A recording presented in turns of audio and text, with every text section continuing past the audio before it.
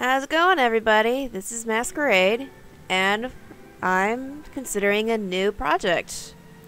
It's going to be an open reading from the journals of Mystery Case Files Escape from Ravenhearst. This was a pretty cool game that came out last year. It follows along the Mystery Case Files, and specifically the Ravenhearst saga. For those who don't know, you can find this at bigfishgames.com. Big Fish Game Studios are the people who produced it, as well as the other Mystery Case Files games. And you could try all of them for free for 1 hour on the site. Let's see. So the actual first game, none of these we're going to be seeing here. So I'm just going to give you like my quick run through of each of the games before I get started on the reading, so that you guys have a faint idea where exactly the storyline came from. So the very first game is called Huntsville, and you're basically just the neighborhood detective who went around the town of Huntsville just solving all the various crimes that were going on there. Now at the very end of the game, because during each level, whenever you finish one, you gain a rank up as some form of detective. So like you start out as like some lonely gumshoe, and then you move on to other higher ranks until at the very end of the game you earn the rank of Master Detective. And that's what you're referred to through the rest of the series as the Master Detective. The second game is Prime Suspects, to which the Queen's Diamond was stolen. The Queen of England's Diamond was stolen. And it's up to you to go through the various people who were... I don't recall if this took place in Huntsville. I don't think it did. But you basically had to discover the thief. Oh, that's right. And the main point of these games is that they were called hidden object games. So if you ever looked at an I Spy book, they pretty much play like that.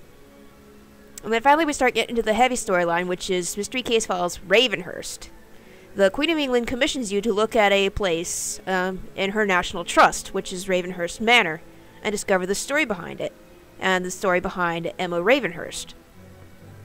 Now the story, in a nutshell, is that Emma Ravenhearst came from the States to England as a teacher for a school, where she took the notice of a wealthy entrepreneur who built a house because he was so deeply in love with her and invited her to live there.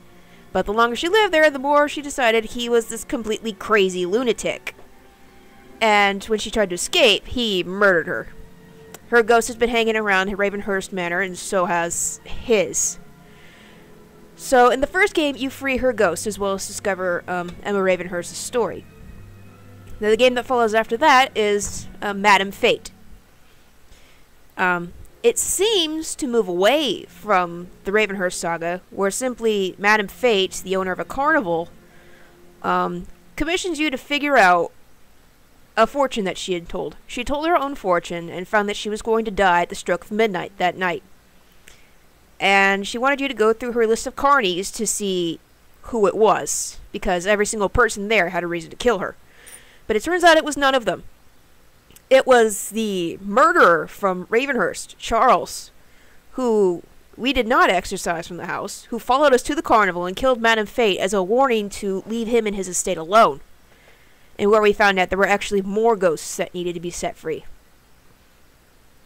So, figuring that we were going to be haunted by Charles, that's his name, Charles, last name escapes me at the moment, I'll read it in the journals. So the next game is Return to Ravenhearst, where we head back to the house, and we are assisted by a previous character from Ravenhearst. Her name was Rose. We discover that Rose and her 2 children have been captured, and over time they had died while living in Ravenhearst, and Charles was actually feeding off their spiritual energy. We also learned here that Charles actually had a surviving son named Victor, whom, if timelines considered, should be over 100 years old now, and yet he has a lot of energy and is spry and is just as mentally sick as his father.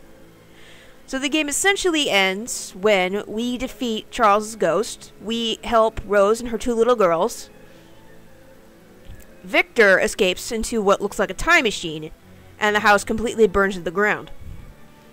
So we figure that's basically it for the Ravenhearst story. Mystery Case Files Millionaire is actually a DS game that you can pick up on the DS, and to my knowledge it has no bearing on the story whatsoever. So after a turn to Ravenhearst comes my favorite game in the whole series, Dire Grove. It actually has nothing to do with what's going on in Ravenhearst so far.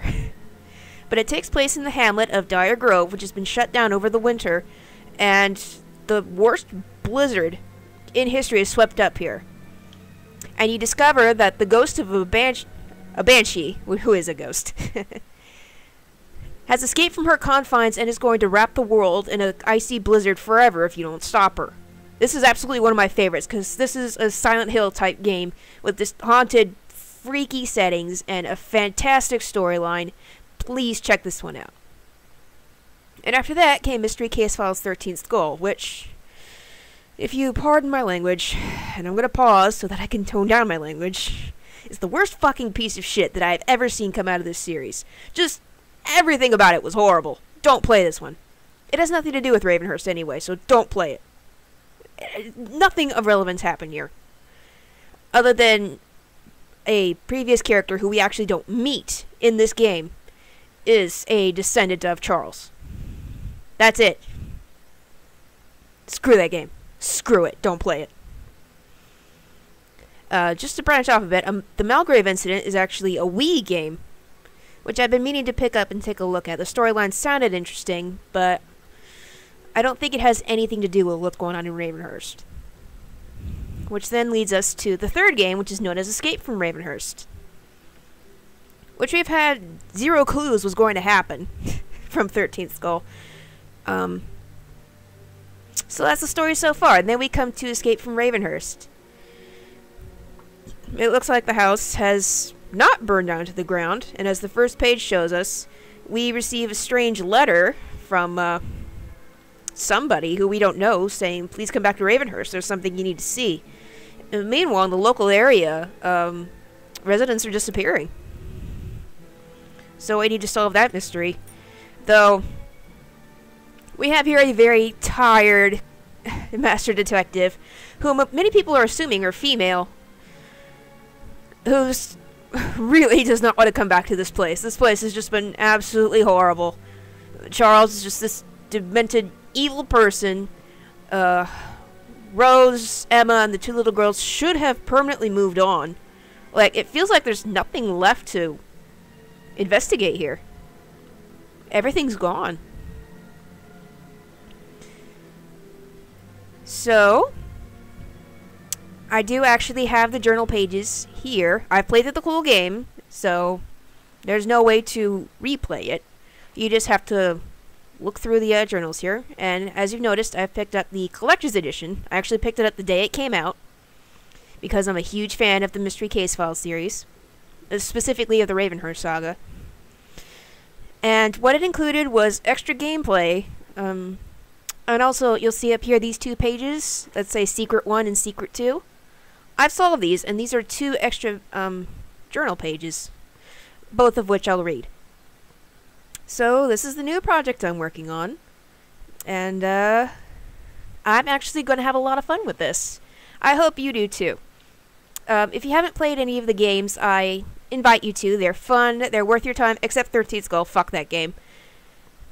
And I believe that's it. So I'll get to work on these. You'll be seeing these in the next couple of days, and I will see you all guys later.